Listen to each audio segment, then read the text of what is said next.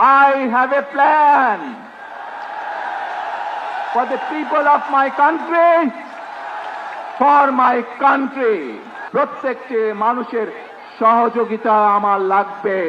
আমরা সকলে নবী করিম সাল্লাল্লাহু আলাইহি সাল্লামের যে ন্যায়পরায়ণতা, সেই ন্যায়পরায়ণতার আলোকে আমরা দেশ পরিচালনার সর্বোচ্চ চেষ্টা করব।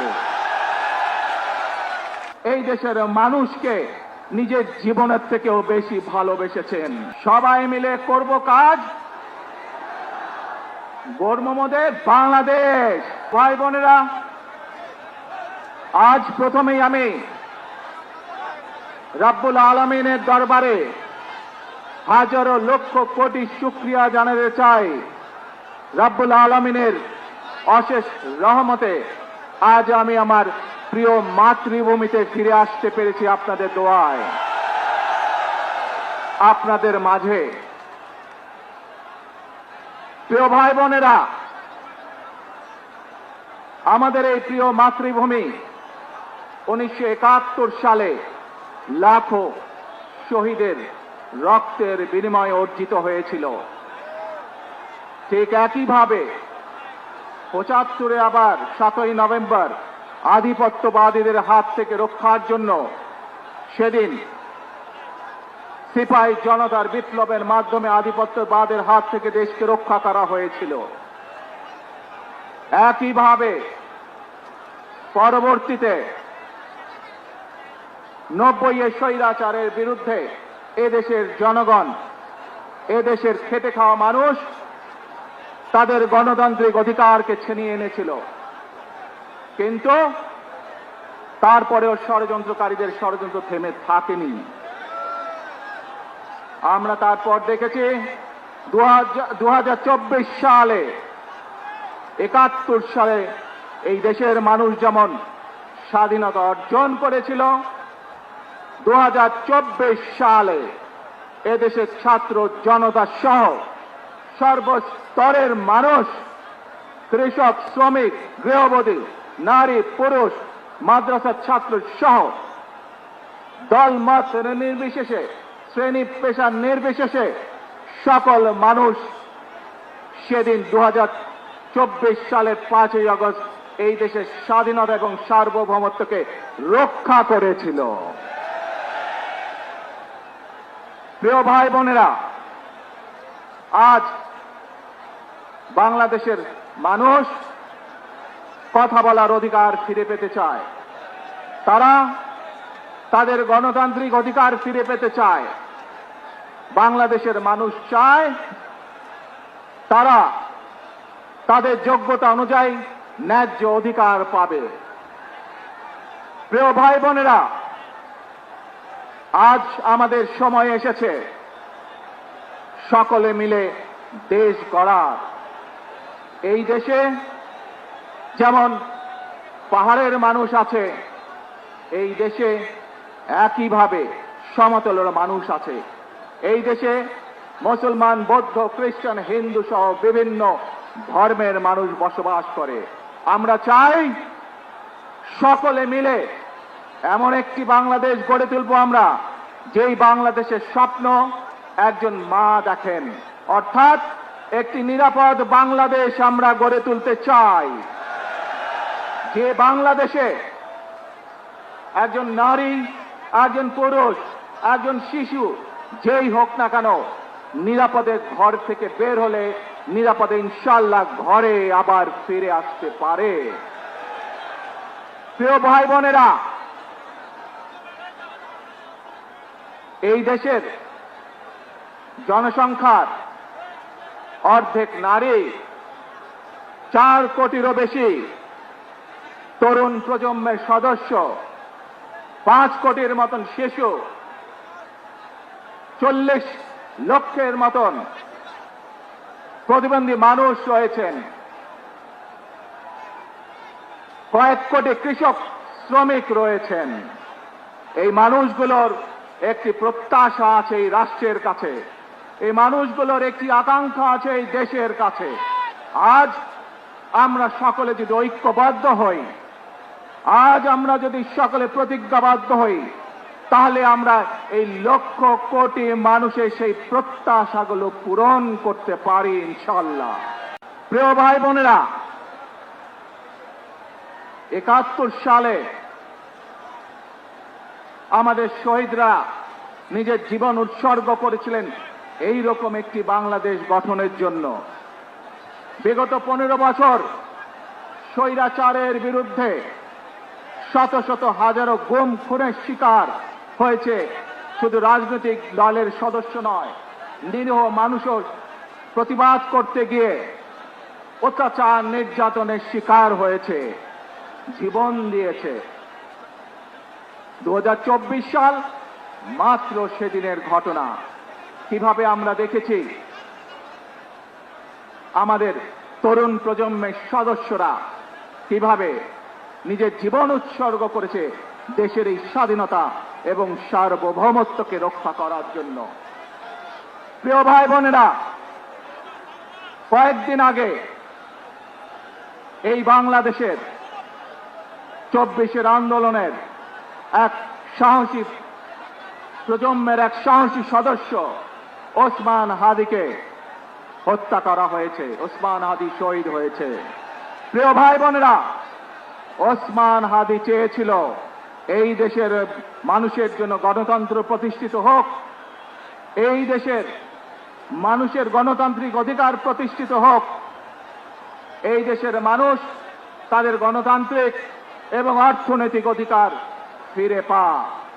আজ 24 আন্দোলনে যারা শহীদ হয়েছেন, ওসমান হাদি সহ 71 যারা শহীদ হয়েছেন, বিগত স্বৈরাচারের সময় বিভিন্নভাবে খুন গুমের শিকার হয়েছেন, এই মানুষগুলোর রক্তের ঋণ যদি শোধ করতে হয়, আসুন আমরা আমাদের সেই প্রত্যাশিত বাংলাদেশ গড়ে তুলব, যেখানে আমরা সকলে মিলে কাজ করব, যেখানে আমরা সকলে মিলে আমাদের প্রত্যাশিত বাংলাদেশকে গড়ে তুলব। প্রিয় ভাই বোনেরা, আধিপত্যবাদ শক্তির গুপ্তচরেরা বিভিন্নভাবে ষড়যন্ত্রে এখনই লিপ্ত রয়েছে। আমাদেরকে ধৈর্যশীল হতে হবে, আমাদেরকে ধৈর্য ধারণ করতে হবে। বিশেষ করে তরুণ প্রজন্মের যে সদস্যরা আছেন, আপনারাই আগামী দিন দেশকে নেতৃত্ব দিবেন, দেশকে গড়ে তুলবেন। এই দায়িত্ব তরুণ প্রজন্মের সদস্যদেরকে আজ গ্রহণ করতে হবে, যাতে করে এই দেশকে আমরা সুন্দরভাবে গড়ে তুলতে পারি। শক্ত ভিত্তির উপরে গণতান্ত্রিক ভিত্তি, শক্তিশালী অর্থনৈতিক ভিত্তির উপরে যাতে এই দেশকে আমরা গড়ে তুলতে পারি। প্রিয় ভাই বোনেরা, আমার সাথে আজকে মঞ্চে এখানে বহু জাতীয় নেতৃবৃন্দ বসে আছেন। আসুন আজকে আমরা দুহাত তুলে আল্লাহর দরবারে দোয়া করে আল্লাহর রহমত আমরা চাই। যে সকল জাতীয় নেতৃবৃন্দ এই মঞ্চে আছেন, মঞ্চের বাইরে যে সকল জাতীয় আরো নেতৃবৃন্দ আছেন, আমরা সকলে মিলে এই দেশকে নেতৃত্ব দিয়ে আমাদের বাংলাদেশের জনগণের প্রত্যাশিত সেই বাংলাদেশকে আমরা গড়ে তুলতে চাই। আমাদেরকে যে কোনো মূল্যে আমাদেরকে এই দেশের শান্তি শৃঙ্খলা রক্ষা করতে হবে। যে কোনো উস্কানির মুখে আমাদেরকে ধীর শান্ত থাকতে হবে।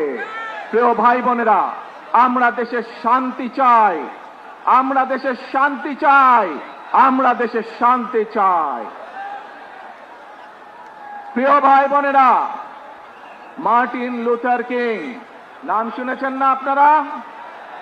নাম শুনেছেন তো আপনারা? মার্টিন লুথার কিং, তার একটি বিখ্যাত ডায়লগ আছে, আই হ্যাভ এ ড্রিম। আজ এই বাংলাদেশের মাটিতে দাঁড়িয়ে আপনাদের সকলের সামনে আমি বলতে চাই, বাংলাদেশ জাতীয়তাবাদী দলের একজন সদস্য হিসাবে আপনাদের সামনে আমি বলতে চাই, I have a plan for the people of my country, for my country. আজ এই পরিকল্পনা দেশের মানুষের স্বার্থে, দেশের উন্নয়নের জন্য, দেশের মানুষের ভাগ্যের পরিবর্তনের জন্য যদি সেই প্ল্যান, সেই কার্যক্রম, সেই পরিকল্পনাকে বাস্তবায়ন করতে হয়। প্রিয় ভাই বোনেরা, এই জনসমুদ্রে যত মানুষ উপস্থিত আছেন, এই সারা বাংলাদেশে গণতন্ত্রের শক্তি যত মানুষ উপস্থিত আছেন, প্রত্যেকটি মানুষের সহযোগিতা আমার লাগবে, সহযোগিতা আমাদের লাগবে।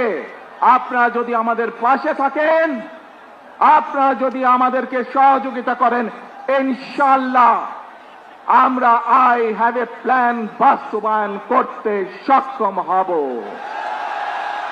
আসুন আমরা আল্লাহ রব্বুল আলামিনের দরবারে হাত তুলে প্রার্থনা করি, আমরা যেন, হে রব্বুল আলামিন, হে একমাত্র মালিক, হে একমাত্র পরওয়ারদিগার, হে একমাত্র রহমত দানকারী, হে একমাত্র সাহায্যকারী,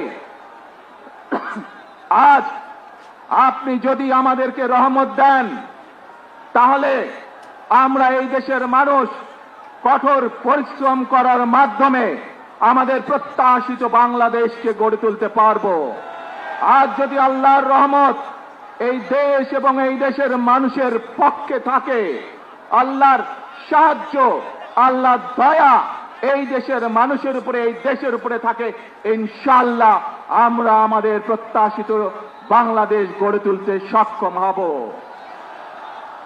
প্রিয় ভাই বোনেরা, আজ আসুন আমরা সকলে মিলে প্রতিজ্ঞা করি, আমরা সকলে মিলে প্রতিজ্ঞা করি যে ইনশাআল্লাহ আগামী দিনে দেশ পরিচালনার দায়িত্বে যারা আসবে, আমরা সকলে নবী করিম সাল্লাল্লাহু আলাইহি সাল্লামের যে ন্যায়পরায়ণতা, সেই ন্যায়পরায়ণতার আলোকে আমরা দেশ পরিচালনার সর্বোচ্চ চেষ্টা করব। প্রিয় ভাই বোনেরা, আজ আপনারা জানেন এখান থেকে আমি আমার মা দেশনেত্রী খালেদা জিয়ার কাছে যাব। এই একটি মানুষ, যে মানুষকে এই দেশের মাটি, এই দেশের মানুষকে নিজের জীবনের থেকেও বেশি ভালোবেসেছেন, তার সাথে কি হয়েছে আপনারা প্রত্যেকটি মানুষ সে সম্পর্কে অবগত আছেন। সন্তান হিসাবে আপনাদের কাছে আমি চাইবো, আজ আল্লাহর দরবারে আপনারা দোয়া করবেন যাতে আল্লাহ ওনাকে তৌফিক দেন, উনি যাতে সুস্থ হতে পারেন। প্রিয় ভাই বোনেরা, সন্তান হিসাবে আমার মন আমার মায়ের বিছানার পাশে পড়ে আছে সেই হাসপাতালের ঘরে, কিন্তু সেই মানুষটি যাদের জন্য জীবনকে উৎসর্গ করেছে, অর্থাৎ আপনারা এই মানুষগুলোকে, যাদের জন্য দেশনেত্রী খালেদা জিয়া জীবন উৎসর্গ করেছেন, নিজের জীবন, সেই মানুষগুলোকে আমি কোনোভাবেই ফেলে যেতে পারি না। এবং সেজন্যই আজ হাসপাতালে যাবার আগে আপনাদের প্রতি সহ টেলিভিশনগুলোর মাধ্যমে যারা সমগ্র বাংলাদেশে আমাকে দেখছেন, আপনাদের সকলের কাছে কৃতজ্ঞতা প্রকাশ করার জন্য আজ আমি এখানে দাঁড়িয়েছি আপনাদের সামনে। প্রিয় ভাই বোনেরা, আসুন আমাদেরকে আজকে নিশ্চিত করতে হবে, আমরা যে ধর্মের মানুষ হই, আমরা যে শ্রেণীর মানুষ হই, আমরা যে দলেরই রাজনৈতিক দলের সদস্য হই অথবা একজন নির্দলীয় ব্যক্তি হই, আমাদেরকে নিশ্চিত করতে হবে যে কোনো মূল্যে আমরা আমাদের এই দেশের শান্তি শৃঙ্খলাকে ধরে রাখতে হবে। যে কোনো মূল্যে যে কোনো বিশৃঙ্খলাকে পরিত্যাগ করতে হবে। যে কোনো মূল্যে আমাদেরকে নিশ্চিত করতে হবে যাতে মানুষ নিরাপদ থাকতে পারে। শিশু হোক, নারী হোক, পুরুষ হোক, যে কোনো বয়স, যে কোনো শ্রেণী, যে কোনো পেশা, যে কোনো ধর্মের মানুষ যেন নিরাপদ থাকে, এই হোক আমাদের চাওয়া আজকে। প্রিয় ভাই বোনেরা, আসুন